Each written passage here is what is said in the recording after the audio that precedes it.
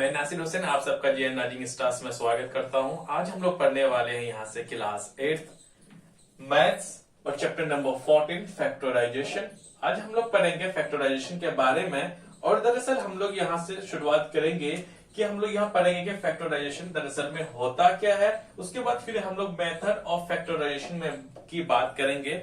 यहाँ पे हम लोग फैक्टराइजेशन ऑफ मेथड का तो फैक्टराइज करने का जो मेथड्स है वो बहुत सारे हैं, लेकिन हम लोग यहाँ पे एक ही मेथड के बारे में बात करेंगे ताकि कि और सभी पार्ट्स में अलग अलग जो बचा हुआ रहेगा मेथड फैक्टराइज करने का हम उस पर डिस्कस करेंगे। आज हम लोग सिर्फ एक ही मेथड को डिस्कस करेंगे, वो रहेगा हमारा method of common factor. So class 8 maths chapter number 14 factorisation, ये बहुत ही इंपॉर्टेंट और बहुत ही अच्छे और दिलचस्प एक हिसाब से आप कह सकते हैं वो चैप्टर है। अब हम लोग यहाँ से शुरुआत करते हैं दोस्तों, वो रहेगा हमारा आज व्हाट इज फैक्टराइजेशन। पहले हम फैक्टराइजेशन क्या होता है उसको समझते हैं, उसके बाद फिर हम लोग समझेंगे मेथड्स ऑफ फैक्टराइजेशन को। चलिए शुरुआत कर लेते हैं हम लोग यहाँ पे। और हाँ, एक बात मैं बता दूं, इसमें हम लोग सिर्फ मेथड ऑफ कॉमन फैक्टर्स की बात करेंगे। जो मेथड ऑफ कॉमन फैक्टर में हम लोग पढ़ना क्या है, only one term is common. इस वाले में जो भी पढ़ेंगे हम लोग सिर्फ एक जो सबसे बड़ा जो टर्म रहेगा, फिर से मैं रिपीट करता हूं कि कोई भी अलजेब्रिक एक्सप्रेशन गिवन रहेगा उसमें से जो सबसे बड़ा जो हमें टर्म मिलेगा उन्हीं को सिर्फ कॉमन लेंगे और इसमें सिर्फ एक ही वर्ड को या फिर एक ही टर्म को क्या लेंगे हम लोग कॉमन लेने वाले हैं। ओके, सबसे पहले देखते हैं कि फैक्टराइजेशन होता क्या है। Factorisation is the process, factorisation एक ऐसा प्रोसेस है when we factorize an algebraic expression। algebraic expression क्या होता है, एक मैंने बहुत ही अच्छा से जो डिटेल से जो मैं बता चुका हूं आपको। पहला वाला जो फर्स्ट पार्ट होगा, आप जेएन राइजिंग स्टार्स का प्लेलिस्ट में जाए, आप वहां पे क्लास 8 मैथ्स चैप्टर नंबर 14 के नाम से होगा, आप वहां पे जाके क्लिक करें तो आपको वहां पे पार्ट वाइज मिलेगा, पार्ट 1 पार्ट 2 के नाम से मिलेगा, ताकि कि मैंने बहुत अच्छे से मैंने वहां से समझाने की मैंने कोशिश की है। मैंने सारे वर्ड्स को मैंने बहुत अच्छे से मैंने एक्सप्लेन किया है।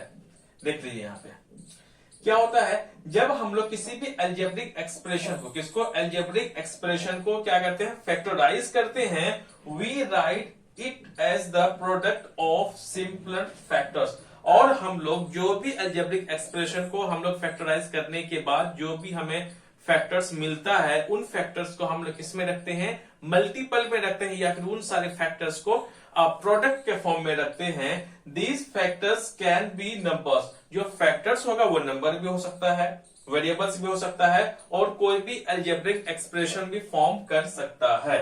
तो ये रहा फैक्टराइजेशन के बारे में। अब हम लोग एक इंपॉर्टेंट बात सुन लीजिए किसमें, factorisation related. Factorisation is the reverse process of multiplication. ये जो फैक्टराइजेशन है ये बिल्कुल किसका, मल्टीप्लीकेशन का बिल्कुल रिवर्स है। ये कैसे है और फैक्टराइजेशन क्या होता है, जरा सा हम लोग एग्जांपल की मदद से समझने की कोशिश करेंगे। उसके बाद फिर हम लोग कहां मेथड ऑफ कॉमन फैक्टर्स पे आएंगे। सबसे जरा देखिए, मैंने क्या बोला कि जो फैक्टराइजेशन होता है वो मल्टीप्लीकेशन का क्या होता है, रिवर्स होता है। कैसे होता है वो देखिए यहाँ पे दरअसल क्या है, अगर हमने प्रोडक्ट लिखा है कि कोई भी नंबर, प्रोडक्ट का मतलब होता है दो नंबर जब मल्टीपल में हो। तो इसमें देखें जरा आप 6 इंटू क्या, यहाँ पे 6 into a plus 2b bracket में, तो इसका मतलब 6 यहाँ किसमें, मल्टीपल में है। तो इसमें क्या होगा पहले वाला मैं सॉल्व करता हूं फिर आपको मैं बताता हूं। इसका जो अगर हम सॉल्व करें तो ये 6 क्या होगा, इसके साथ पहले मल्टीपल होगा, तो प्लस में भी 6 है, प्लस में भी a है, तो डायरेक्ट सी बात है 6a, ये भी प्लस है और प्लस 6 भी है, तो प्लस का साइन आ जाएगा। ये 6 को अब फिर किसके साथ मल्टीपल करना है, ये 2b के साथ कर दीजिए, वो आ जाए 6 12b आ गया। यहां पे हम ये देखिए कि हमारा जो गिवन में था, हमारा जो दिया हुआ था वो प्रोडक्ट के फॉर्म में था, मतलब दो नंबर मल्टीपल में था। जब हमने उसे सॉल्व किया तो हमारे क्या 6a प्लस 12b के फॉर्म में आया। इसका मतलब इस वाले ही फॉर्म को हम लोग क्या बोलते हैं, इसको बोलते हैं अलजेब्रिक एक्सप्रेशन। अलजेब्रिक एक्सप्रेशन क्या बोलते हैं इसको, अलजेब्रिक एक्सप्रेशन बोलते हैं। अब दूसरा आए मैंने फैक्टराइजेशन की बात करते हैं। फैक्टराइजेशन में क्या होगा जरा देखिए, हमारे पास ये वाला है, क्या है 6a प्लस 12b रहेगा। अब हमसे कहेगा भाई आप इसको फैक्टराइज करो। क्या करो, फैक्टराइज करो। जब हमसे कहेगा जरा हमें देखें 6a + 12b कौन सा फॉर्म में है, देखना पड़ेगा, है ना, देखना पड़ेगा। तो हमें देख रहे हैं, अरे यार 6a + 12b तो ये तो अलजेब्रिक एक्सप्रेशन में, क्योंकि जो टर्म्स हैं, टर्म्स के बीच में प्लस और माइनस आता है कि नहीं। तो ये हमारा कैसा है, अलजेब्रिक एक्सप्रेशन में है। तो हम इसको सॉल्व करेंगे, सॉल्व करने के क्या हमें देखना पड़ेगा कि इन दोनों में क्या कॉमन है। जैसे कि यहाँ पहला वाला टर्म को अगर हम देखें, पहला वाला जो है वो 6 है, इसमें 12 है। तो 6 और 12 में कौन ऐसा एक नंबर बताइए जो कि 6 को भी डिवाइड कर रहा हो और 12 को भी डिवाइड कर रहा हो, वो बड़ा नंबर होना चाहिए। हालांकि यहाँ पे 2 भी 6 को डिवाइड कर रहा है, 2 तो किसको, 12 को भी डिवाइड कर रहा है, बट 2 नहीं होगा। क्यों नहीं होगा, क्योंकि 2 से हमें बड़ा वाला और नंबर देखना पड़ेगा, बड़ा वाला नंबर होना चाहिए। तो हमारा यहाँ पे मिल रहा है, जाहिर सी बात है 6 ही होगा, क्योंकि 6 जो है 6 को भी 12 डिवाइड कर रहा है और 6 जो है ना किसको, 12 को डिवाइड कर रहा है। इसका मतलब हमें 6 क्या मिल गया, यहाँ पे कॉमन मिल गया। क्या मिल गया, तो 6 कॉमन मिल गया, मैंने ऐसे लगा दिया। अब देखिए, अब इसका नंबर्स को देखते हैं, मतलब कि अल्फाबेटिकल्स को। अल्फा यहाँ ए है, यहाँ बी है, दोनों में कुछ भी कॉमन नहीं हो सकता। तो 6 के था, मैंने तो ए लगा दिया, प्लस का साइन प्लस लगा दिया। उसके बाद जब मैंने 6 को 6 से डिवाइड कर दिया, है कि ना, हमने 6 ही तो कॉमन लिया था ना, 6 मैंने बाहर रख दिया। अब हम लोग जब 6 को 12 को डिवाइड करेंगे, कितना बचेगा, बचेगा 2। तो आप यहाँ पे 2 लिख दीजिए, साथ में बी लिख दीजिए। अब ये जो हमारा आया, तो ये आ गया हमारा 2 सिंपलर प्रोडक्ट्स आ गया। क्या आ गया हमारे यहाँ पास, 2 जो हमारे पास जो फैक्टर्स आया था उनका प्रोडक्ट बन गया। प्रोडक्ट 2 सिंपल कौन सा होगा, एक 6 × a + b। तो हमें यहाँ पे ये बातें समझ में आ गई और अच्छे से कि हमें फैक्टराइज करने के लिए देगा, तो हमारे पास जो भी गिवन में रहेगा वो अलजेब्रिक एक्सप्रेशन में रहेगा। उसे सॉल्व करने के बाद जो क्या आएगा, वो आएगा हमारा प्रोडक्ट के फॉर्म में। यही ये बात मैंने यहाँ पे बोला अभी कि expression we write it as the product of simpler factors का प्रोडक्ट में हमने कर दिया।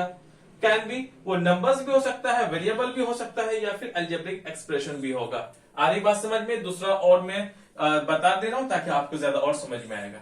देखिए, ये भी जो हमारे पास गिवन में है, दरअसल किसमें दिया हुआ है, ये सब के सब जो गिवन में है वो हमारे प्रोडक्ट के फॉर्म में है। क्योंकि देखते हैं 3x इंटू होता है, नहीं है 4x - 5y। तो ब्रैकेट के अंदर जो है, ब्रैकेट से बाहर और ब्रैकेट के अंदर के जो बीच का जो रिलेशन होता है वो मल्टीपल का होता है। मल्टीपल यहाँ पे दिखा नहीं जाता है कि नहीं। तो हम लोग क्या करेंगे, सबसे पहले तो 3 को इसके साथ मल्टीपल कर लीजिए, तो कितना हो जाएगा। सबसे पहले ना नंबर्स को देखा जाता है, नंबर को कर देंगे, कितना हो जाएगा, 12 आ जाएगा। अब देखें, यहाँ पे x भी, यहाँ पे भी x है, x × x। मैंने क्या बोला, मैंने अभी बोला x × x क्या हो जाएगा, x का स्क्वायर हो जाता है, क्योंकि बेस सेम हो तो पावर जुड़ जाता है। तो यहाँ पे x² आ जाएगा। यहाँ प्लस है, सॉरी यहाँ माइनस में है, यहाँ प्लस में है, प्लस का 3x तो है, तो प्लस इंटू माइनस माइनस ही होता है। तो जब हम लोग फिर किसको मल्टीपल करेंगे, 5y को 3x के साथ मल्टीपल करेंगे, तो पहले नंबर वाले को देखिए, 5 × 3 15 आ जाएगा। अब यहाँ भी x, यहाँ पे y है, क्योंकि दोनों अलग अलग चीज है, तो क्या हो जाएगा 5, ये आ जाए, ये तो आ गया। जब ये आ गया तो हमारा फिर कौन सा फॉर्म में आ जाएगा, ये हमारा आ गया दोस्तों अलजेब्रिक एक्सप्रेशन में रहेगा, प्रोडक्ट के फॉर्म में आया अलजेब्रिक एक्सप्रेशन में। और लेकिन अब आ जाते हैं इसमें, ये हमारा किसमें, अलजेब्रिक एक्सप्रेशन में रहेगा। जब अलजेब्रिक एक्सप्रेशन में रहेगा तो वो प्रोडक्ट के फॉर्म में सॉल्व करने के बाद आ ही जाएगा। यही भी मैंने बोला। तो देखिए, पहले नंबर्स को देखिए और 15 को देखिए। देखिए इन दोनों में क्या ऐसा कॉमन है, या फिर कौन ऐसा नंबर है जो कि 12 को भी डिवाइड कर रहा है और 15 को भी डिवाइड कर रहा है, बट वो एक बड़ा नंबर होना चाहिए। तो हमारा आगे वहां पे 3 ऐसा है, 3 4 12, 3 5 15। आ रही ना बात समझ में। तो हमने 3 को जब 12 को डिवाइड करेंगे तो हमारे पास आएगा कितना, 4। चलिए, और भी चीज है, एक तो आ गया नंबर। अब जरा देखिए यहाँ पे, और इसके साथ में जो वेरिएबल्स है, यहाँ x² है, यहाँ पे x है, क्या कॉमन आ सकता है, बिल्कुल आ सकता है। कॉमन कैसे लेना है जरा ये देखिए, x², यहाँ पे x है, हमें ये देखना है कि सबसे कम पावर किसमें है। तो अगर कोई भी चीज है, अगर मैं लिख देता हूं जैसे कि यहाँ पे x है, तो मान लीजिए x की पावर कितना, 1 है, कितना है, 1 है। तो हम नहीं भी लिखे तो भी x का पावर 1 है, लिख दें तो भी x का पावर 1 है। तो उसी हिसाब से उसी हिसाब से ये x पावर 1 है। मैंने क्या बोला, जब भी हमें वेरिएबल्स को कॉमन लेना है तो हम उसके पावर्स को देखते हैं। मिनिमम पावर किसमें है, x में है ना, तो मिनिमम पावर सिंपल वाला x है तो उसका x ले लीजिए, आप बाकी कर दीजिए। क्योंकि y इसमें है इसमें नहीं है, इसलिए हम y को कॉमन नहीं ले सकते। कॉमन का मतलब कंपैरिजन, दो चीजों के बीच में कॉमन लोगे ना। जैसे मैं हूं या कोई और इंसान है, बोलोगा कि भाई नासिर भाई एक टीचर है, वो आदमी एक इंजीनियर है, तो क्या हो गया, डॉक्टर सॉरी इंजीनियर और टीचर। तो अब एक कंपैरिजन करने के लिए दो चीजें चाहिए, है कि नहीं। सामने हो सकता है मेरा फ्रेंड हो, तो आप क्या बोलोगे, नासिर भाई क्या एक टीचर है, उनका जो फ्रेंड है वो डॉक्टर है, ये बोलोगे ना। तो कंपैरिजन करने के लिए मिनिमम कितनी चीज चाहिए, दो चीजें चाहिए। आ रही ना बात समझ में। तो इसीलिए जब भी हमें कॉमन लेना हो तो हमें दो चीजें क्या करनी होंगी, लेने होंगे। तो मैंने ले लिया, तो 3 को अगर 12 को अगर 3 से डिवाइड करोगे आपका बचेगा 4, क्योंकि यहाँ पे एक्स स्क्वायर में से हम सिर्फ एक एक्स को लिए। एक्स स्क्वायर का मतलब हो जाएगा x इंटू एक्स। मैंने क्या बोला, एक्स स्क्वायर का मतलब जब क्या होगा, x इंटू एक्स ही तो होगा ना। मैंने x इंटू एक्स में मैंने कितना x लिया, यहाँ पे इस वाले में से x लिया था। अभी भी अंदर में क्या बचेगा, 1 बचेगा। अब माइनस का सिंबल लगा देंगे यहाँ पे। अब रहा 15 को, अब 15 को 3 से डिवाइड करेंगे, आपका बचेगा 5। आ रही बात समझ में। हमारे पास कितना सिंगल 1 ही x था, 1x मैंने कॉमन ले लिया तो x बचेगा नहीं, लेकिन हमारे पास y रिमेनिंग वैसा ही रहेगा, हमें उसे छेड़छाड़ नहीं करनी है।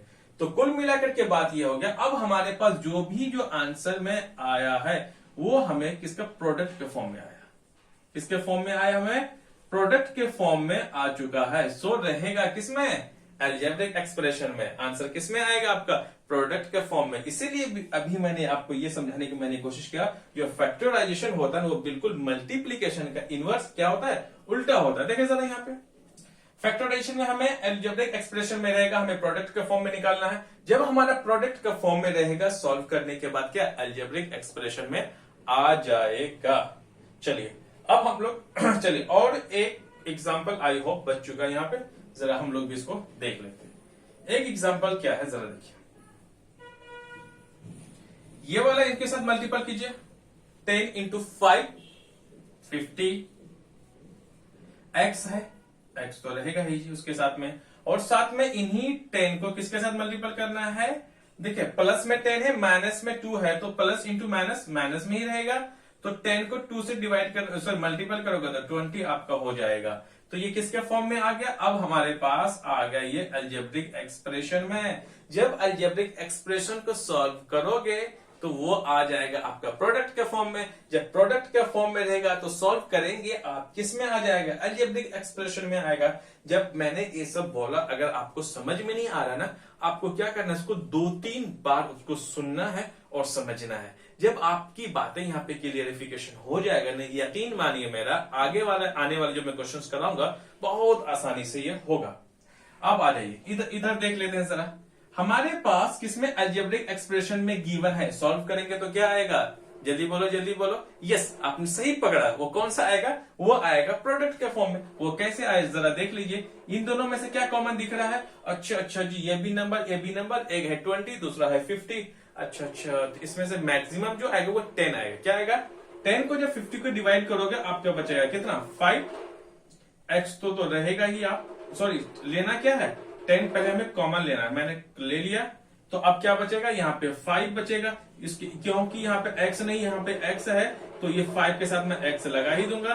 फिर यहाँ पे प्लस था, ये माइनस था, आ जाएगा माइनस। अब 10 को 20 को 10 से डिवाइड करोगे बचेगा आपका क्या, माइनस का 2। तो देखो ये जैसा है ना यहाँ पे आ गया। इसीलिए जो फैक्टराइजेशन है वो मल्टीप्लीकेशन क्या है, इनवर्स उल्टा है। अब तो आगे बात समझ में यहां तक। अब हम लोग आते हैं मेन मुद्दे में। जो हमारा जो मेन मुद्दा है वो है method of factorisation. Method of factorisation में हम लोग तो कई सारे मेथड हैं, आज हम लोग उनमें से मेथड फर्स्ट की बात करेंगे। जो फर्स्ट वाला जो मेथड है वो है मेथड ऑफ कॉमन फैक्टर। इसका मतलब हम लोग कॉमन फैक्टर किसी भी अलजेब्रिक एक्सप्रेशन में से निकाल लेना है, वो हमारा सॉल्व हो जाएगा। या फिर उनका इसमें मेन चीज अगर एक बात में अगर मैं आपको मैं समझा दूं और आप समझ जाएं तो बहुत अच्छा होगा। इसलिए क्योंकि मेथड ऑफ कॉमन फैक्टर में नाम से लग रहा है कि हमें कॉमन निकालना है दो चीजों के बीच में, है कि नहीं। हम दोनों के, जैसे कि मैं हूं, कोई और सामने वाला मेरा एक फ्रेंड है, तो आपसे अगर कोई पूछेगा बताओ इन दोनों में क्या कॉमन है, बोलोगे अच्छा अच्छा दोनों तो जी मेल है, हम दोनों में कॉमन हो गया ना। हाँ, हो सकता है मेरा फ्रेंड टीचर हो, तो आप भी बताओगे नासिर भाई भी टीचर है, उसका फ्रेंड भी टीचर है यहाँ पे, तो हम दोनों में एक कॉमन है। तो कॉमन लेने के लिए हमें मिनिमम दो चीजें चाहिए। तो दोनों चीजों में क्या सिमिलरिटीज है, दोनों में क्या एक जैसा है, उसी को हम लोग कॉमन बोलते हैं। लिखते हैं जी अब हम लोग कॉमन क्या होगा। तो सिर्फ इस वाले मेथड में अगर हम देखें only one greater term is common. क्या होगा इस वाले मेथड में, जो सबसे बड़ा जो टर्म होगा वही हमारा कॉमन होगा। सिर्फ आप बातों को ना याद रखना चाहिए, उसके बाद आ जाएगा। इसको हमें करने का दो तरीका मैंने बताया दिया कि इसमें हमें मोस्टली में क्या होगा, जो सबसे बड़ा टर्म होगा उसी को कॉमन लेना है, मैंने इतना ही बताया। अब मैं बता रहा हूं फर्स्ट पॉइंट, मतलब इसको फाइंड कैसे करते हैं। इनको फाइंड करने के लिए फाइंड द ग्रेटेस्ट टर्म, जो भी हमारे पास अलजेब्रिक एक्सप्रेशन रहेगा, मुझे उसमें से सबसे जो बड़ा होगा हमें ग्रेटेस्ट जो टर्म रहेगा, फिर जो मैंने बोला वही चीज हमें फाइंड आउट करनी है, ग्रेटेस्ट टर्म को। उसके बाद सेकेंड पॉइंट में, और हमें ऐसा सबसे बड़ा निकालना है जो कि दोनों को डिवाइड करे, which can divide each term of the expression. उस एक्सप्रेशन में जितने भी टर्म होंगे उस सबको डिवाइड करना चाहिए। देखिए मैंने तो शायद बातों का लेक्चर ज्यादा दे दिया, लेकिन आप उसको एक बेहतर ढंग से समझ सकते हैं, तो मैं आपको एग्जांपल के जरिए से मैं समझा देता हूं। मैंने एक शब्द का इस्तेमाल किया टर्म्स, यहां पर भी मैंने टर्म का इस्तेमाल किया। टर्म दरअसल होता क्या, सब देखते हैं। टर्म जो है कि नहीं, अगर मैं इस एग्जांपल में ले लेता हूं, क्या लेता हूं दोस्तों, मैं एग्जांपल लेता हूं जैसे कि 6a प्लस 12b, तो यह नंबर ऑफ टर्म्स कितना है, 2 है। नंबर ऑफ टर्म्स कितना है, 2 है। लेकिन ये भी मेरा एक टर्म है, ये भी मेरा एक टर्म है। इसका मतलब ये हो जाएगा प्लस और माइनस के बीच में जो नंबर पाया जाता है उन्हीं को हम लोग क्या बोलते हैं, टर्म बोलते हैं। जो टर्म जो मेरा हो सकता है वो सिर्फ ओनली कांस्टेंट से भी हो सकता है। क्या हो सकता है, ओनली कांस्टेंट, वो भी मेरा एक टर्म हो जाएगा। और दूसरा नंबर पे है ओनली वेरिएबल्स, जो वेरिएबल्स होंगे सिर्फ इंडिपेंडेंट जो वेरिएबल्स होगा वो भी हमारा क्या हो जाएगा, वेरिएबल्स होगा।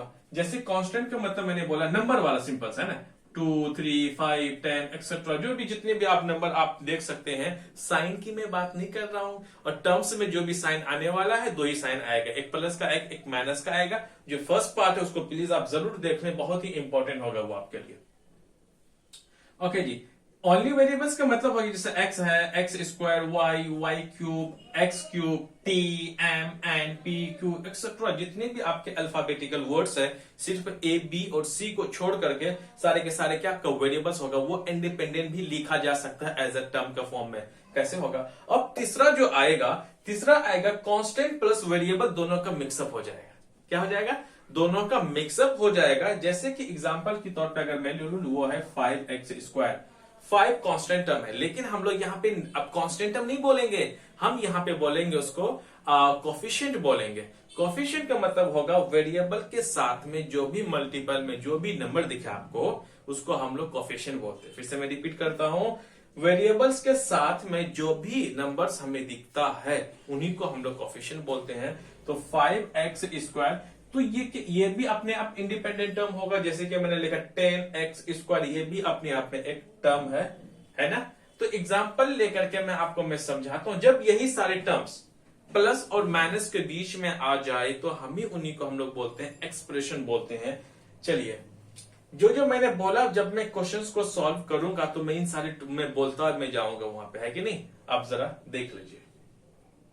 अब आ जाते हैं इसमें, अब हम लोग इसको सॉल्व करते हैं एग्जांपल्स के जरिए से। सिंपली आपका जो एग्जाम में लिखा हुआ रहेगा वो रहेगा कि भाई आप फैक्टराइज करो। क्या करो, फैक्टराइज करो। फैक्टराइज करने के लिए बहुत सारे तरीका है, लेकिन आपको याद रखना जो मैं पढ़ा रहा हूं इसमें आइडेंटिटी कोई भी फॉर्मूला काम नहीं आने वाला है। ऐसे में आपको 2-3 मैं बताऊंगा, 3 ऐसे अब मेथड बताऊंगा जो कि बिना फॉर्मूला का ही सॉल्व होता है, विदाउट फॉर्मूला का ही सॉल्व होगा। जो फॉर्मूला वाला जो ऐसा फैक्टराइज जो कि फॉर्मूला की मदद से सॉल्व होगा, मैं बता दिया करूंगा। लेकिन कॉमन लेने के दौरान आपको याद रखना, यहाँ पे कोई भी फॉर्मूला काम नहीं आएगा, बिना फॉर्मूला से बनेगा ये। अक्सर बच्चा क्या होता है, वो कंफ्यूज हो जाता है कि हम कहाँ पे फॉर्मूला का इस्तेमाल करें और कहाँ पे नहीं करें। इसका बहुत ही अच्छे से इंपॉर्टेंट आपको ध्यान देना है। सो मैंने यहाँ पे बोला जो भी कॉमन फैक्टर हम लोग जो इस्तेमाल करेंगे फैक्टराइज करने के लिए, जो कॉमन फैक्टर को जो इस्तेमाल करेंगे उसमें कोई फॉर्मूला काम नहीं आएगा। नहीं आएगा मतलब नहीं आएगा, आप कहीं इस बात को लिख लीजिए। चलिए जी देख लेते हैं। एग्जाम्पल में आएगा, सिंपली आपको एग्जाम में देगा कि भाई फैक्टराइज करो। जैसा पहला एक एग्जाम्पल लिया हो वो है 12x²। क्या है? 12x²। जब भी ऐसा आएगा आप सबसे पहले लिखिए सॉल्यूशन। क्या लिखना है? सॉल्यूशन। सॉल्यूशन लिखने के बाद जैसा है वैसे एक बार आप यहां पे लिख लीजिए 12x प्लस का 15। अब जरा देखिए यहां पे कोई भी फॉर्मूला काम नहीं आने वाला है, राइट। जो नहीं आएगा हम कॉमन फैक्टर लेना है। क्या रखना? याद रखना, कॉमन लेना है। आपको पता है सिर्फ एक ही टर्म आएगा जो सबसे बड़ा कॉमन होगा। जरा देख लेते हैं। देखिए यहाँ पे 12 है, यहाँ पे क्या है 15 है। ऐसा मैंने कहीं लिया था एग्जाम्पल क्या? चलिए खैर नहीं लिया था मैंने। अब देखिए इन दोनों में क्या कॉमन है? सबसे पहले हमें ना नंबर्स को देखना है। 12 और 15 में कौन ऐसा नंबर है जो कि दोनों को ही डिवाइड कर रहा है? तो 2 से ये हो जा रहा है लेकिन 2 से 15 नहीं हो रहा है कि नहीं? और हम 3 को लें तो 3 से 12 भी क्या होता है? डिवाइड होता है, और 3 से 5 भी डिवाइड होता है। तो आप ले लेना है 3। क्या लेना है? 3। अब देखिए हम लोग तो नंबर वाला ले लिए, अब हम लोग वेरिएबल लेते हैं। यहाँ पे x है, यहाँ पे कुछ है क्या? नहीं है। तो आप क्या करोगे? अब लगा दो ब्रैकेट। अरे सिंपल सी बात। अब देखिए जब 12 को 3 से डिवाइड करेंगे बचेगा 4। जो ये x था उसके साथ आप x लगाते हैं, यहां भी प्लस था आप प्लस लगा दीजिए। अब इसी 3 को 15 मतलब कि 15 को अगर 3 से डिवाइड करेंगे तो आपके पास बचेगा 5। तो यही रहा आपका सॉल्यूशन आ गया। अब मैं सॉल्यूशन लिखता हूं, मैं क्या लिखता हूं? मैं आंसर लिखता हूं ताकि बच्चे कंफ्यूज ना हो कि सर ने क्या लिखा। मैंने आंसर लिख दिया है। अब देखो यहाँ पे ये जो यही 3 था ना, यहाँ पे यही क्या है? कॉमन है, और सबसे बड़ा कॉमन है। इसके बाद और कुछ कॉमन नहीं आ सकता है कि नहीं? नहीं आ सकता मतलब नहीं आएगा। और हम लोग अभी और कुछ एग्जांपल्स को और लेकर के देखने की कोशिश करते हैं। आई होप आपने समझ गया होगा। आप इसे प्लीज एक बार नोट डाउन अच्छे से कर लें। चलिए जी अब हम लोग फिर दूसरा एग्जांपल्स को लेते हैं।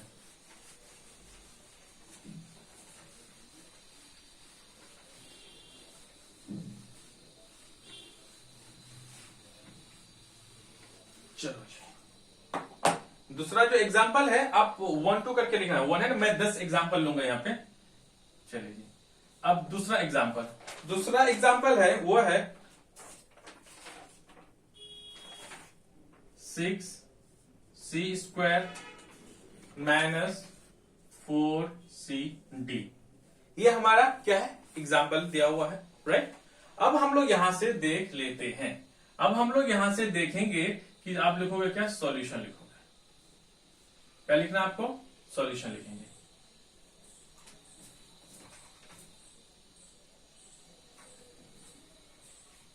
चलिए जी अब हम लोग 6c² हम लोग एग्जाम्पल 2 देखते हैं। अब जैसा है ना आप वैसे लिख लो 6c² माइनस 4cd। आई बात समझ में? अब हम लोग यहाँ पे देख लेते हैं कि इन दोनों में क्या कॉमन। सबसे पहले कॉमन लेने का जो तरीका है दोस्तों, सबसे पहले नंबर्स को लो।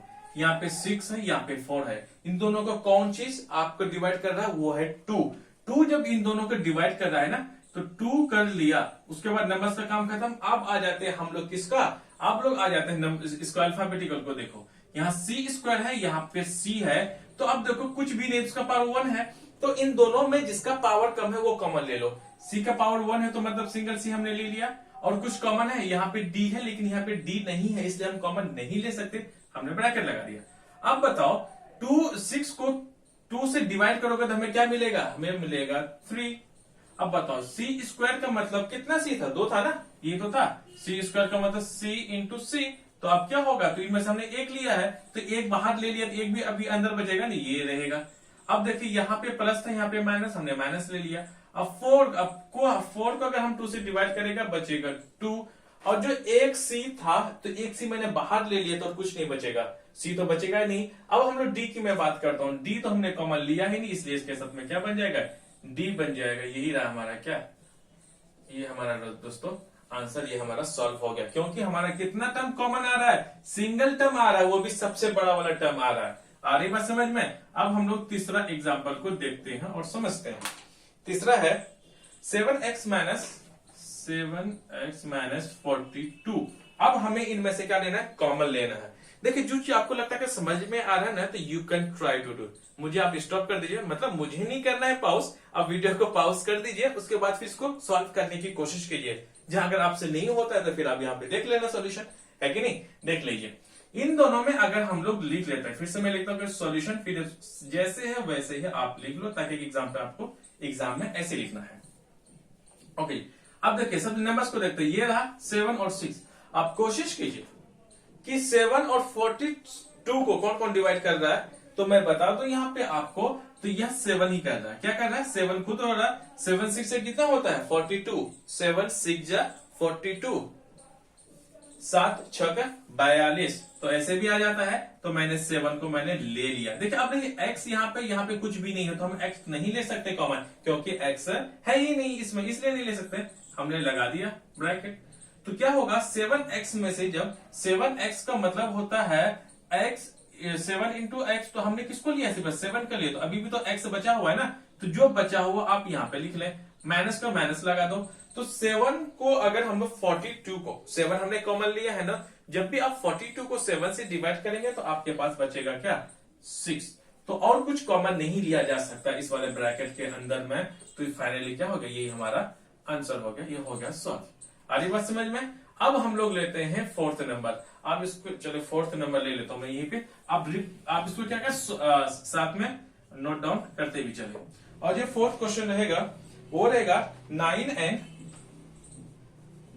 माइनस के 12n स्क्वायर। ये रहा हमारा क्या क्वेश्चन। अब देखिए इसमें से हमारा क्या क्या क्वेश्चन आ सकता है, मतलब कि सॉल्व करेंगे। लिखिए आप सबसे पहले सॉल्यूशन एज ऑलवेज। अब क्या करना है, 9n माइनस 12n स्क्वायर लिख लीजिए। अब देखिए कि सबसे पहले कॉमन लेने का तरीका, सबसे पहले क्या, यस आपने सही पकड़ा। सबसे पहले हम नंबर को देखते हैं। नंबर में कॉमन है यानी 9 और 12, क्या इन दोनों में कॉमन है, यस है, वो है 3। कौन है 3, तो मैंने 3 को ले लिया। आ रही बात समझ में। अब देखते हैं वेरिएबल्स को देखते हैं, इधर n इधर है n स्क्वायर, तो जाहिर सी बात है दोनों में तो n आ रहा है, कुछ तो कॉमन तो होगा ही। अब n लेने का, इन दोनों में से हम कैसे ले दोनों में से कॉमन, तो अच्छा हमें सबसे कॉमन कैसे लेंगे। अच्छा सर अभी आपने तो बताया था कि अगर जब दो चीजों में, खासकर जबकि मैं वेरिएबल्स की मैं बात कर रहा हूं, जब भी हमें कॉमन लेंगे जिसका पावर सबसे कम होगा, सबका पावर कम का मतलब n का पावर कुछ नहीं तो मतलब 1 है, तो इसका 1 है तो मतलब क्या होगा, n को लेंगे हम, n को सर हमने ले लिया। अब 9 को 3 से डिवाइड करें, बचेगा 3। यहाँ कितना n था, एक ही n था, मैंने n ले लिया तो n को होगा नहीं, इधर माइनस आप लगा दीजिए। अब 12 को, इसको 12 को अगर आप 3 से डिवाइड करेंगे तो आपके पास क्या बचेगा दोस्तों, वो बचेगा 4।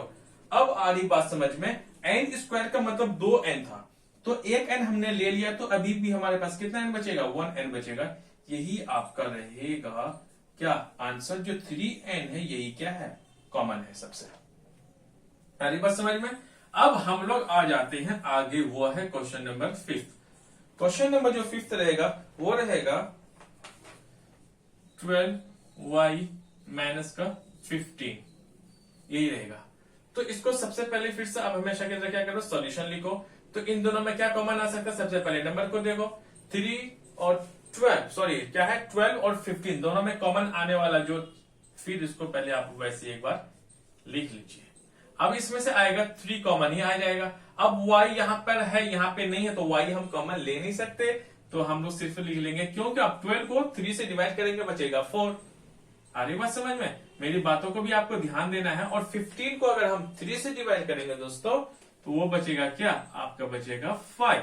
तो ये रहा हमारा फाइनली आंसर। देखिए कितना सिंपल आसान से हो रहा है ना। देखिए मैं हमेशा में ये कहता हूं कि आप 5 किताब पढ़ने से बढ़िया है कि आप एक किताब को अच्छे से पढ़ो। मेरा कहने का अर्थ यहाँ पर ये है, आपको बहुत सारे क्वेश्चंस को करने से बढ़िया है कि आप 2-3 क्वेश्चंस बहुत अच्छे ढंग से, मिनिमम 5 क्वेश्चंस आप इतना अच्छे से ढंग से कर लो। अगर कोई भी अगर उनसे प्रॉब्लम्स आता है तो आप जरूर सॉल्व कर लेंगे, अगर आपने समझ के सबको किया है तो।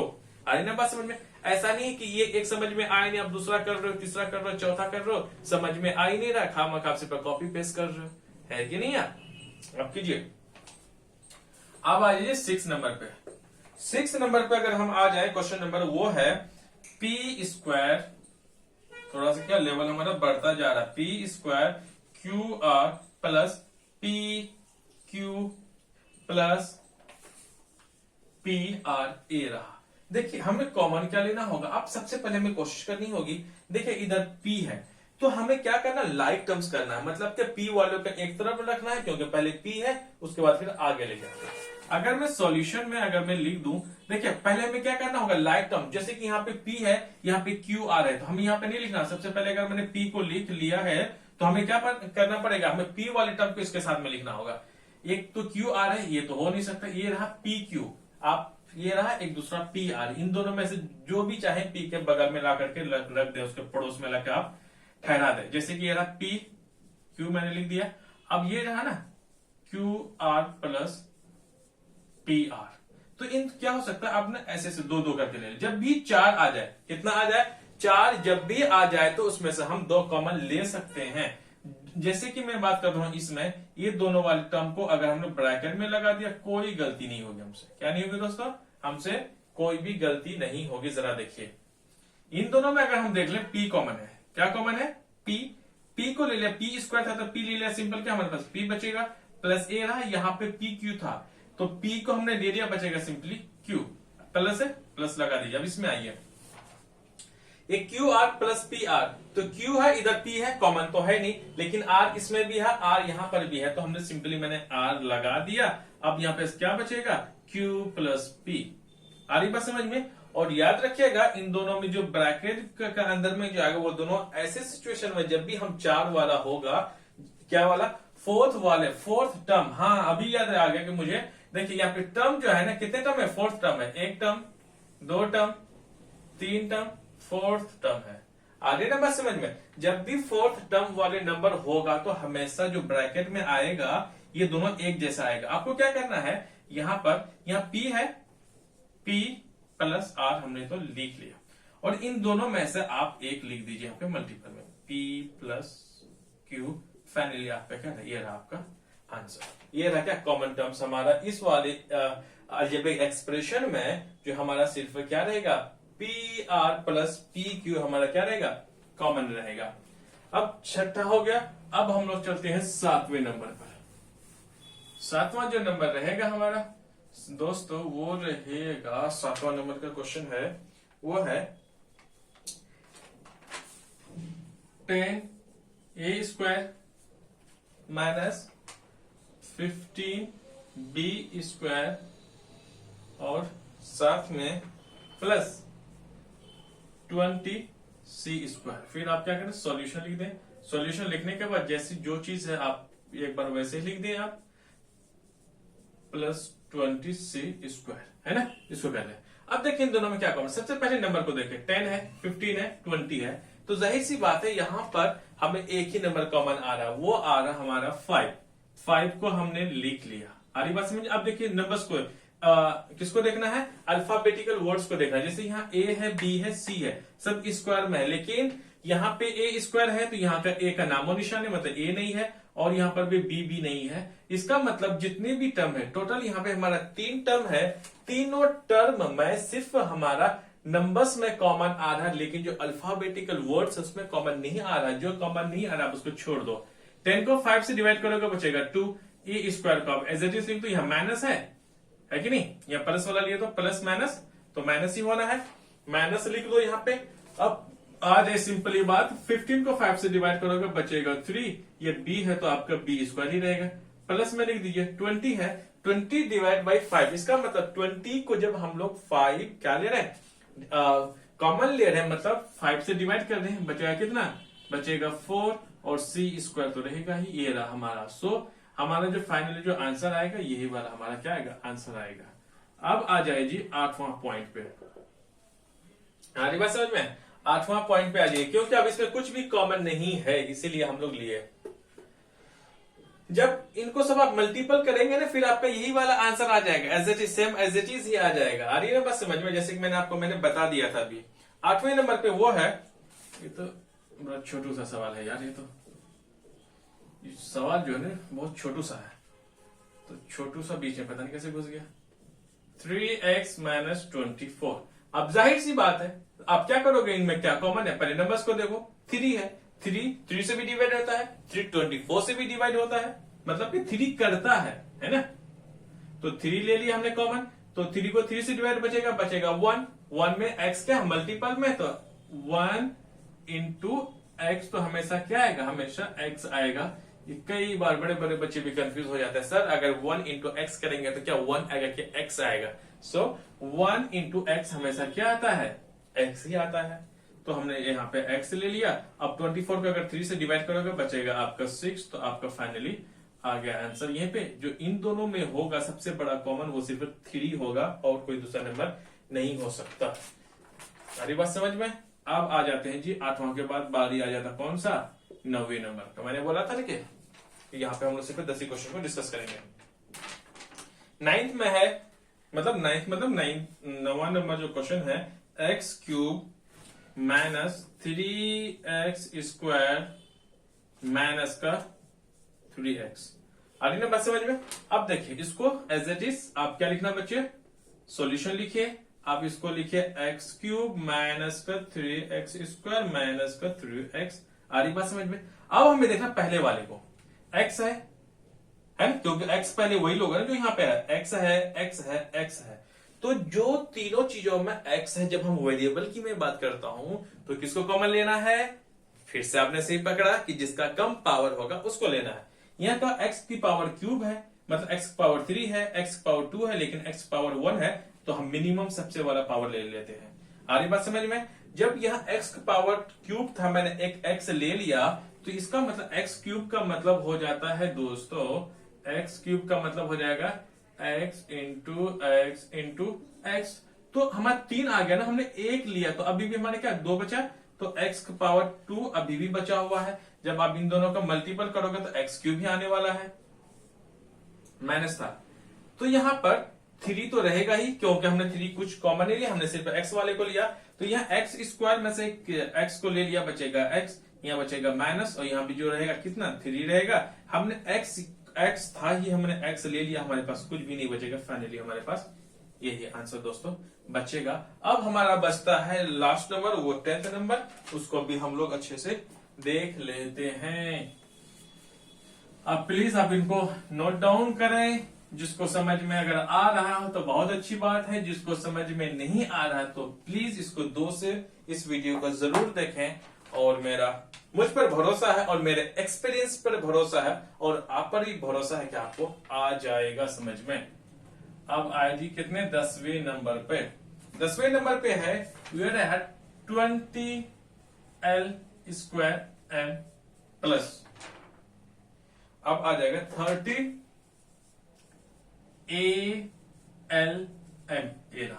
ठीक है, ठीक है दोस्तों, बिल्कुल ठीक है, हम बिल्कुल ठीक ही जा रहे हैं।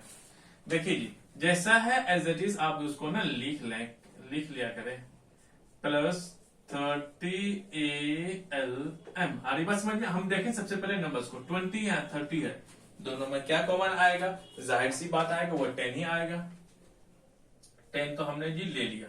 अब देखें L² है, यहाँ पे L है, तो L है कुछ नहीं तो क्या पावर 1 है, तो दोनों में से हम किसको लेंगे, जिसका पावर कम है, इसका मतलब हम L को ले लिए। आ रही बात समझ में। नंबर्स भी खत्म, L भी खत्म, है कि नहीं। अब बात आ जाती है, इधर भी M है, इधर भी M है, दोनों में सेम ही M है, तो दोनों में से हम जी 1 ले लिए, बात खत्म। अब इसको 10 को किससे डिवाइड करें, सॉरी 20 को डिवाइड करेंगे 10 से, बचेगा हमारे पास 2। L² में से L को ले लिया, बचेगा L, M था M ले लिया, बचेगा कुछ नहीं हो यहाँ पे। आ रही बात समझ में। अब बताइए, मैंने लिख दिया यहाँ पे 3, क्यों लिख सकता हूँ कि नहीं लिख सकता हूँ, बिल्कुल लिख सकता हूँ, क्योंकि 30 को जब हम 10 से डिवाइड करेंगे बचेगा 3, हमने 3 ले लिया। A नहीं था कॉमन में, तो हमने A लिख लिया, यहाँ पे एक L था, हमने वो भी ले लिया, यहाँ एक मतलब सिंगल M था, मैंने M को भी ले लिया, कुल मिलाकर के हमारा बचा A। ये फाइनली हमारा क्या हो गया दोस्तों, ये हमारा हो गया यहाँ पे आंसर। सो गाइस, उम्मीद है कि आपको यहाँ से समझ में आया होगा। जो एनसीईआरटी के क्वेश्चंस आपके पास अगर बुक्स हैं तो आप प्लीज उनको भी देखा करें और सॉल्व करने की कोशिश करें। अगर फिर भी आपको अगर कोई दिक्कतें आती हैं तो आप प्लीज हमें कमेंट सेक्शन में जाके जरूर कमेंट करके बताएं। ठीक है, okay, thank you very much.